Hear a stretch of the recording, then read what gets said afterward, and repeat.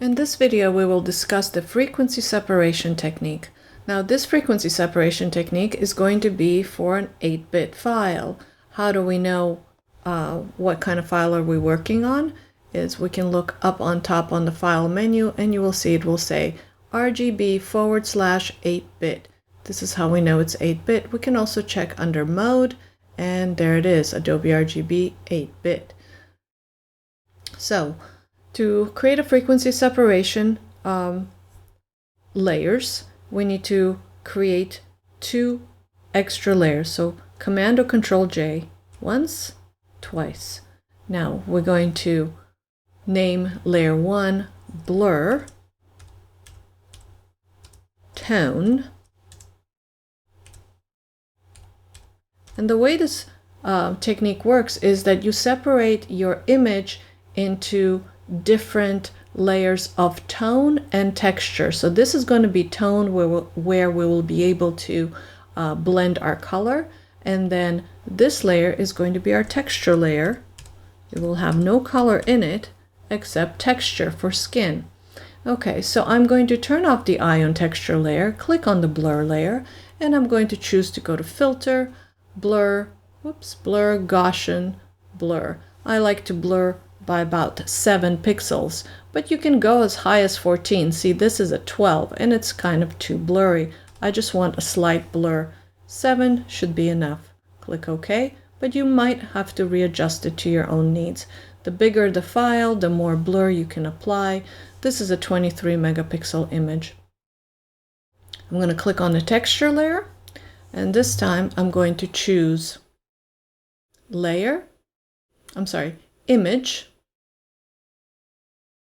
image, apply image. And in here, what we need to make sure that we have is we have our source is the name of our file. The layer that we want to pull from is the blur tone. That's our blur tone that we named.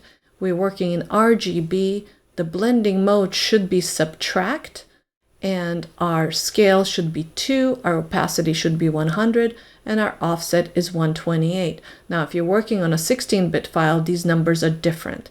This is for 8-bit file. So your box will probably come up with different configurations here. Mine came up exactly the way I wanted it to. It's because I've done this so many times, so Photoshop always remembers the last setting I used. So these were the settings that I used previously. I'm going to click OK.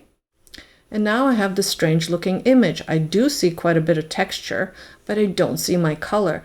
That is because I need to change the mode to linear light. So here we go. If I turn off the 2 bottom layers, I get the texture. If I add the blur layer and then turn off the texture, I have my blur layer. And then the background is just a background layer. Now, I also like to create another empty layer in between, and I call it paint, because this is where I'm going to paint different colors to even out the tone even further.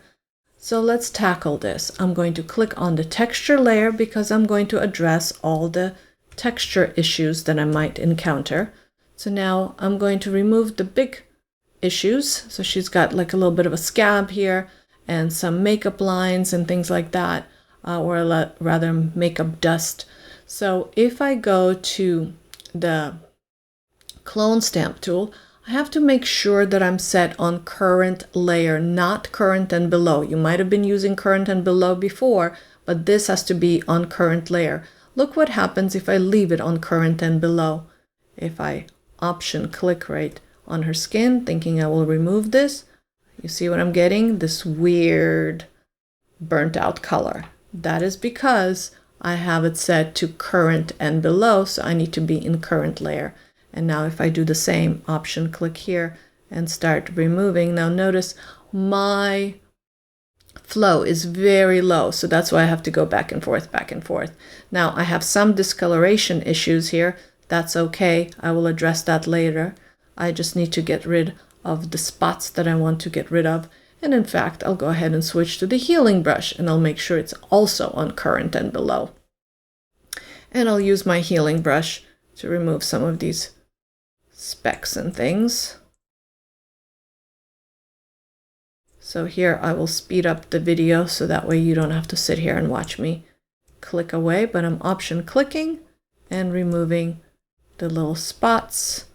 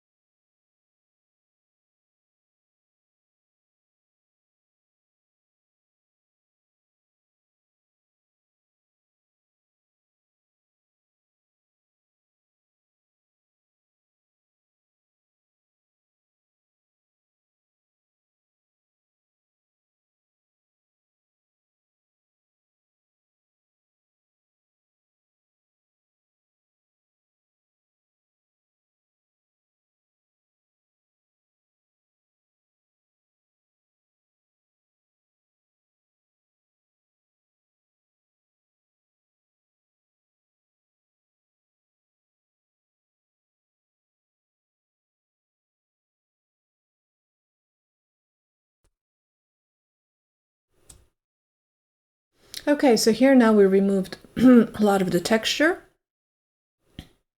And I'm going to switch now to the blur layer. And we're going to start evening out these tones. We're going to take the lasso tool. Now, mind you, my lasso tool is feathered by 3 pixels. I'm going to go ahead and select just underneath the eye, like so, not including the eyelashes. Be careful of the eyelashes. There it is. If I miss something, I can hold the shift key and add to that selection. And I'll choose blur, filter, blur, and I'll choose Gaussian blur. And I will apply. I'm going to hide the selection so it just doesn't, it's kind of distracting. And I can add a little blur or a lot of blur. So you don't want to over blur. So you don't want to see any lines. So maybe about 10 or so in this case, or maybe let's do about 12. That looks pretty good. Click OK. I'll go ahead and select the smile lines and this dark spot. And because I just applied this filter, I can apply it again without getting into it because Photoshop always remembers the last filter used. So that is the first filter that comes up. And I applied Gaussian blur to this, and then I'll go ahead and apply Gaussian blur to her nose. And I'll apply a little bit of a Gaussian blur to her other eye and her cheek, or rather underneath her eye. And again, just a little bit of blur. Now there's also another type of blur that we can use. So for example, I'll go ahead and select her forehead. And this time I'm going to hide the selection, Command H. Now if you get a message that's saying to hide Photoshop or hide properties, make sure to hide properties if that comes up.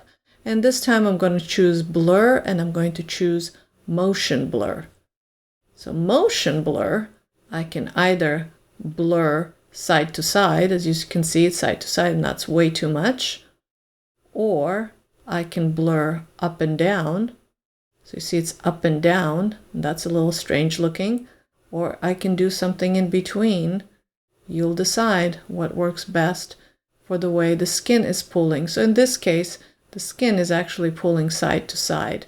So if I do side to side and a little bit less of a blur, that will do the trick. About there. Click OK.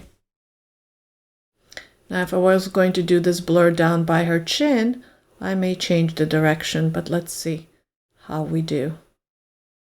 And I missed a few specks here, but that's okay.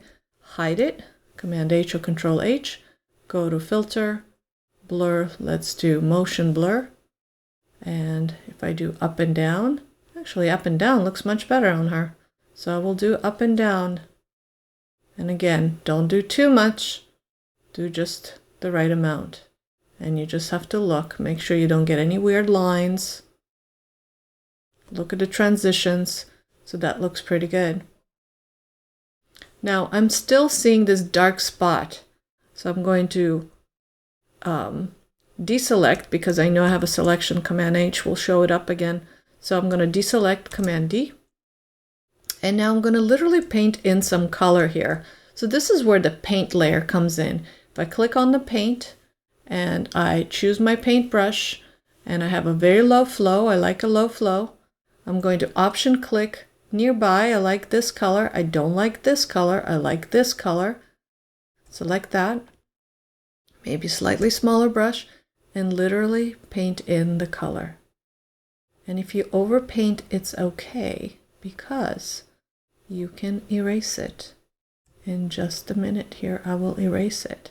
But notice I'm retaining the texture, but I overpainted. So I'm going to take my eraser tool, take a smaller brush. My flow is pretty low on the eraser as well, and I can just erase it and make it look just right. Or I can paint it a little bit more, and I basically need a slightly darker color. And there we go. And maybe just a little bit lighter. There we go. You're just literally painting the tone. Underneath her eyes, if you feel that that's a little too dark, take a bigger brush, take the tone that you want. You're still on the paint layer. So let's say I want like this tone, and I can just paint in this tone. And if I overpaint, I can always erase. Maybe this is a little bit lighter, like so. So maybe it's also a little too light. That's okay, I will erase it in a minute. And maybe just a little bit lighter over there. And while I'm at it, a little bit lighter over here. Again, if it's too much, I will erase it in a minute. Just kind of getting the tones.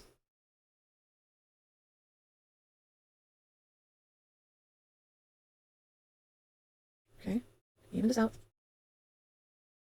Still have all the texture. Kind of overdoing it a little bit. I'll show you how to erase it all if you overdo it. Okay, so I kind of overdid it. You see, this was before and after. It's a little too strong, wouldn't you say? So I'm going to take the eraser tool, bring my eraser to a low flow, take a big eraser, and just erase it where it's kind of not needed, and even it out.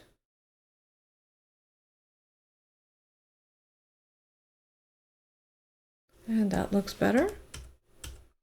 And so here, before and after, before and after. And so that is the frequency separation technique. Of course, I can do her neck, I can also have done her lips, and so on. But I think you get the idea.